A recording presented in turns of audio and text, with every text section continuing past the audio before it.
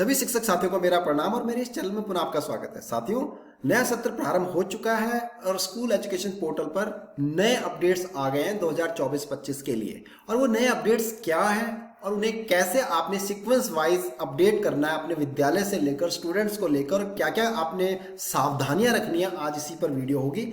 और साथ ही ये जानेंगे कि स्कूल एजुकेशन पोर्टल का पूरा डाटा जो है सिर्फ चैट के माध्यम से चैटबोर्ड पर लिया जा रहा है, जो कि विद्या समीक्षा केंद्र पर। तो जब आपका data update school education portal पर नहीं होगा तो सिर्फ चैट पर आप कुछ भी नहीं कर पाएंगे। आप मेरी उपस्थिति चैटबोर्ड पर छात्रों और शिक्षकों की उपस्थिति दर्ज नहीं कर पाएंगे।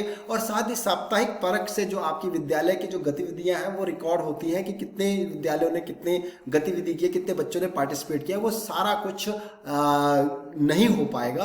तो क्या क्या आपने सावधानी रखनी है और क्या क्या अपडेशन करने हैं, पूरी वीडियो पूरी ध्यान से देखिएगा। अन्यथा की स्थिति में आप आधा अधूरा काम करेंगे तो आपके अपडेट्स नहीं होंगे और आपको बार बार परेशानियों का सामना करना पड़ेगा। तो साथियों, बने रहें अंत तक। और साथ में यदि आप इस चैनल में नए हैं तो जरूर इसको सब्सक्राइब कीजिएगा और बेल आइकन जरूर दबाइएगा ताकि इस तरह की इंफॉर्मेटिव वीडियोस के नोटिफिकेशन आपको मिलते रहे। तो हम बढ़ते हैं आगे कि क्या आपने अपडेट्स करने हैं। तो साथियों, मैं लॉगिन कर चुका हूं विद्यालय को। तो जैसे ही आप लॉगिन करेंगे, इस सत्र में लॉगिन करने वाले हैं, तो आपको यहाँ यूनिट दिखेगी, एम्प्लॉय दिखेगी, रेगुलर स्टूडेंट्स दिखेंगे। लेकिन आपने सबसे पहला जो स्टेप है वो एम्प्लॉय को जरूर क्लिक कीजिएगा और एम्प्लॉय लिस्ट को जरूर क्लिक कीजिएगा। सबसे पहला स्टेप बाय स्टेप मैं आपको बताऊंगा, अन्यथा की स्थिति में आप बहुत कुछ नहीं कर पाएंगे। तो जैसे आप ये खुलेगा, आपका थोड़ा टाइम लेगा। तो देखिए, 30 मार्च तक आप अटेंडेंस ले पा रहे थे क्योंकि आप स्कूल इंचार्ज थे। लेकिन अब देखिए, यहां पर स्कूल इंचार्ज आपका क्लिक हट चुका है। तो सबसे पहले जो आपके प्रधानाध्यापक या प्रिंसिपल है या जो इंचार्ज है, जो आपकी अटेंडेंस ले रहे हैं विद्यालय के बच्चों की और आपकी, उसे पुनः दोबारा यहां पर क्लिक कर लीजिएगा और इसे सेव कर लीजिएगा। तो पहला स्टेप आप ये कर लीजिएगा ताकि आपके जो स्कूल इंचार्ज हैं वो अटेंडेंस ले पाए टीचर्स के। स्टूडेंट्स के अटेंडेंस तो जो भी एम्प्लॉय लिस्ट में जितने भी हैं वो ले पाएंगे अगर वो डाउनलोड कर लेते हैं। तो उसके पहले मैं बहुत सारी वीडियो बना चुका हूं। अगर आपने वो वीडियोस नहीं देखी हैं तो मैं डिस्क्रिप्शन बॉक्स में उन वीडियोस के लिंक डाल दूंगा। दूसरा स्टेप क्या करेंगे आप? दूसरा स्टेप आपका आता है रेगुलर स्टूडेंट्स। आप रेगुलर स्टूडेंट्स को क्लिक करके स्टूडेंट एक्शंस में पहले हम चले जाते थे और उनको प्रमोट और डिमोट और कर देते थे। लेकिन अगर स्टूडेंट एक्शंस आप करते हैं और जैसे आप स्क्रीन पर देखेंगे, जैसे स्टूडेंट एक्शंस आप करेंगे तो आप स्क्रीन पर आपका 0/0 दिखेगा। अभी मैं आपको दिखा देता हूं। ये देख पाए हैं आप देख पा रहे होंगे कि यहां पर स्टूडेंट एक्शंस का कोई भी काम नहीं हो पा रहा है। तो आप क्या दोबारा करेंगे? रेगुलर स्टूडेंट्स पे जाके सबसे पहले स्टूडेंट डिस्क्रिप्शंस को आप क्लियर कर लेंगे। और जैसे मैंने पुरानी वीडियो में बताया है कि स्टूडेंट डिस्क्रिप्शंस में 2-4 बच्चे आप ऐड करके हर एक क्लास में डाल दें ताकि आपके जो आप स्टूडेंट एक्शंस करने जाएं और स्टूडेंट लिस्ट ऐड करने जाएं तो उसमें आपको कोई ज़्यादा दिक्कत ना हो। तो देखिए, जैसे आप स्टूडेंट डिस्क्रिप्शन से जा रहे हैं तो यहाँ पर सेशन देखिए 2024-25 आपका दिखा रहा है और यहाँ पर जो भी स्कूल का नाम जो भी दिखा रहा है, उसके बाद आपने क्या करना है? स्कूल के बच्चों को भर लेना है। जितने बच्चे आपके विद्यालय में हैं उतने आप यहाँ पर भर लेंगे और उसे सबमिट कर लेंगे, जो कि आप पहले भी करते आए हैं। तो कर लेते हैं इसे।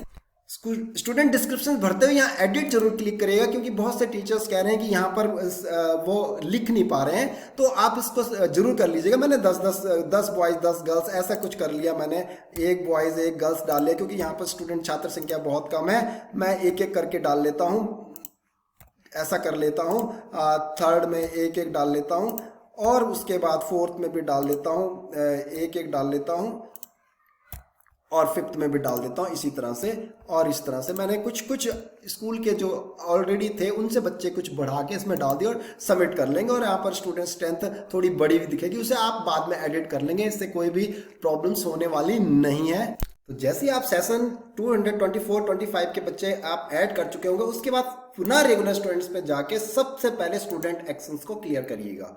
जैसे आप स्टूडेंट एक्शंस को क्लियर आप स्टूडेंट लिस्ट भी देखेंगे, आपको एक भी बच्चा नहीं दिखाई देगा, इसलिए आप चिंता ना करें। स्टूडेंट एक्शंस में जाके आप 23-24 को उठाएंगे, यहाँ पर ध्यान दीजिए, सेशन 23-24 जाएंगे और क्लास 1-2 स्टार्ट कर देंगे, 1 में जाएंगे, सबमिट कर लेंगे। ये वीडियो मैं पहले ही बना चुका, लेकिन थोड़े से अपडेट्स हैं, इसको जरा ध्यान से आप समझिएगा, अन्यथा की स्थिति में आप गलत अपडेशंस कर लेंगे और उससे आपके स्विप चैट में आप उनकी उपस्थिति दर्ज नहीं कर पाएंगे। तो ध्यान से इस वीडियो को लगातार देखें। जो कक्षा 1 में देखिए, ये 2 बच्चे हमारे हैं, इनको मैं प्रमोट कर लेता हूं, मैं दोनों को क्या कर लेता हूं, यहाँ पर टिक मार लेता हूं, दोनों आपके प्रमोट टू सबमिट कर देते हैं और ये दोनों आपकी कक्षा 1 से सबमिट हो चुके हैं, कक्षा 2 के लिए प्रमोट हो चुके हैं। तो ये थोड़ा सा टाइम लेगा, क्योंकि इसमें जो है थोड़ा सा ऐसा है कि लोडिंग में टाइम लेगा, इसलिए थोड़ा सा पेशेंस रखिए और धैर्य बनाए रखिए, और ये जैसे ही लोड होगा उसके बाद हम नेक्स्ट क्लास में चले। आपका डाटा लोडिंग दिखाएगा, लेकिन जब तक यहाँ पर ये आपका सक्सेसफुली डन नहीं आ जाए, ऊपर यहाँ देख लीजिएगा, तब तक आप इसे कंटिन्यू रखेंगे अपने मोबाइल में भी डेस्कटॉप मोड पे और इसे ओके कर लेंगे। उसके बाद आप दूसरी कक्षा के लिए बढ़ेंगे। आप इसी तरह बच्चों को फिल्टर करते रहेंगे और जब लास्ट अपर मोस्ट क्लास पे पहुंच जाएंगे, जैसे प्राइमरी की 5th क्लास और आपकी जूनियर की 8th और हाई स्कूल की 10th और इंटर कॉलेज की 12th, जब यहाँ पहुंच जाएंगे तो यहाँ पर एक ध्यान रखने वाली बात है, यहाँ प्रमोट नहीं करेंगे, आप उनको सिलेक्ट करेंगे और 10 बच्चे एट टाइम 10 बच्चे आप सिलेक्ट कर सकते हैं। अगर 50 बच्चे हैं तो आप 10-10 बच्चों के बैच को क्या करेंगे, जो अपर मोस्ट क्लास है उसे करेंगे ड्रॉप आउट।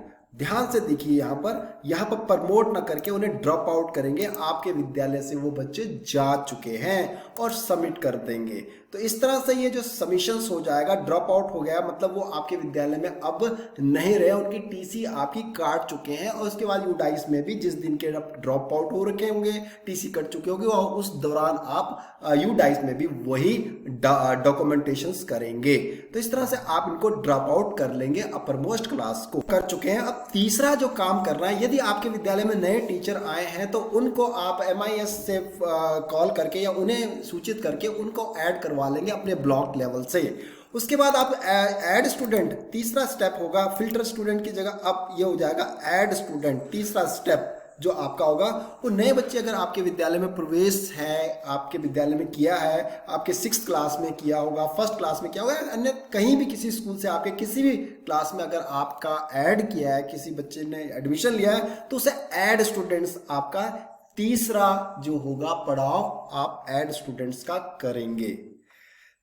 जैसे आप ऐड स्टूडेंट्स का प्रोफाइल अपडेट कर रहे होंगे, तो क्योंकि आपको उपस्थिति देनी है, जल्दी देनी है, तो आप सबसे पहले ज़्यादा इसकी डिटेल बाद में आप करते रहेंगे, डाटा उनका फीड कर लें, name of students, father's name, mother's name और डेट ऑफ बर्थ, और उनका रिलीजन्स या ज़्यादा आप ना भरते हुए उनका जो सेक्शन, क्लास और कैटेगरीज, और उनका क्या कर दें, ये जो आपका सीरियल नंबर जरूर भर दें। जहाँ जहाँ ये रेड मार्क है वो आप फाइनली भर के आज ही सबमिट कर लें, और बाकी जो डिटेल्स है वो बाद में आप एडिट करके भर सकते हैं, ताकि आपका जो पोर्टल का बच्चे का जो आपने ऐड किया है वो आपका विद्या समीक्षा केंद्र के स्विप चैट में आपका ऐड होता चला जाएगा। बाकी अपडेट आप बाद में कर सकते हैं और आपके बच्चों की अटेंडेंस रेगुलर चलती रहेगी। उसके बाद चौथा स्टेप ये हो गया। उसके बाद 5वां स्टेप आप देखेंगे कि स्टूडेंट लिस्ट आप देख लेंगे कि आपके स्कूल में अब जो बच्चे हैं वो रियल में जो आपने प्रमोट किए हैं या आपने ऐड किए हैं वो बच्चे दिखाई दे रहे हैं कि नहीं। आप इसको क्या कह सकते हैं, उसे स्टूडेंट लिस्ट पर क्लिक करते हुए सारे बच्चों को एक बार देख लें, जिस तरह से क्लास वाइज देख ले, क्योंकि आप प्रमोशंस के बिना आप किसी बच्चे को नहीं देख पाएंगे। अगर मैंने, क्योंकि सेकंड में हमारे बच्चा, फर्स्ट में कोई बच्चा अभी एडमिट नहीं हुआ है, तो सेकंड क्लास का मैं बच्चा देखता हूं, क्योंकि जो फर्स्ट क्लास में से प्रमोट होकर सेकंड क्लास में गया है क्या वो दिखाई दे रहा है कि नहीं। आप सारे प्रोसेस आप देख लें, एक एक बच्चे को चेक कर लें कि वे आपके पोर्टल पे दिखाई दे रहे हैं कि नहीं, अन्यथा की स्थिति में आप उनके अटेंडेंस नहीं लगा पाएंगे। इस तरह आप देख पा रहे हैं कि जिन बच्चों को मैंने प्रमोट किया था वो बच्चे अब सेकंड क्लास में, फर्स्ट से सेकंड क्लास में दिखाई दे रहे हैं। और अगर आप इनको एडिट करना चाहते हैं किसी भी सिचुएशन में कभी भी, तो आप उन्हें एडिट कर सकते हैं। आप सीरियल नंबर एडिट नहीं कर पाएंगे, ना ही फादर नेम, मदर नेम और डेट ऑफ बर्थ आप एडिट कर पाएंगे। उसके अलावा सब आप एडिटेबल है, उसे आप एडिट कर सकते हैं। और जो 70 के बीच में अगर कोई बच्चा चला जाता है तो उसे आप पहले ड्रॉप आउट करेंगे और उसके बाद उसका डाटा अपने आप ही यहाँ से हट जाएगा। तो ये आपके स्टेप है। उसके बाद जो लास्ट स्टेप, फोर्थ स्टेप आपका कंप्लीट हो चुका है। उसके बाद जो फिफ्थ स्टेप होगा वो होगा आपका स्टूडेंट डिस्क्रिप्शन, क्योंकि हमारे स्टूडेंट्स अभी 5 ही रह गए इसमें, लेकिन हमने 11 का जो डिस्क्रिप्शन जो भरा है उसे आप क्या कर लेंगे, एडिट करके एज पर जो आपके student strength, actually student strength है, उन्हें यहाँ पर आप कर लेंगे, एडिट कर लेंगे। एडिट लिखने के बाद यहाँ एडिट कर लेंगे और इस तरह से आप जैसे ही इसको एडिट, एक एक स्टेप आप एडिट कर लेंगे। थर्ड में आपका कोई बच्चा नहीं है मैं हमारे विद्यालय में, माना फोर्थ में हमारे एक 2 बालिका, इस तरह से एडिटेबल है ये। लास्ट में आपका फिफ्थ में एक बॉयज एक गर्ल, और सबमिट कर लेंगे। तो इस तरह से आप सबमिट जब कर लेंगे तो आपके जो एक्चुअल स्ट्रेंथ है बच्चों की, आपके विद्यालय के जो एक्चुअल स्ट्रेंथ है वो दिखाई देने लगेगी। और जब आप पूरा कर चुके होंगे, डिस्क्रिप्शंस में आपने पूरी स्टूडेंट डिस्क्रिप्शंस कंप्लीट कर लिया होगा, उसके बाद लास्ट में आपने क्या करना है, दोबारा रेगुलर स्टूडेंट्स में जाके स्टूडेंट लिस्ट को क्लिक करना है। तो आपका स्कूल का ये डाटा दिखाई देने लगेगा कि total student in unit 5, regular students जो डिटेल फाइल्ड जो 5, रिमेनिंग 0।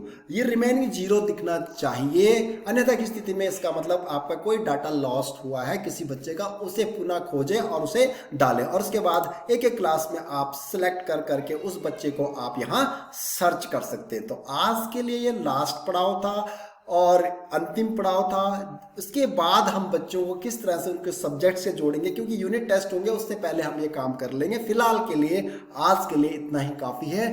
तो आशा करता हूं कि आपको पूरी वीडियो समझ आई होगी, और अब देर किस बात की, आप इसको सब्सक्राइब कीजिएगा चैनल को और लाइक तो जरूर कर लीजिएगा। Thanks and have a nice day.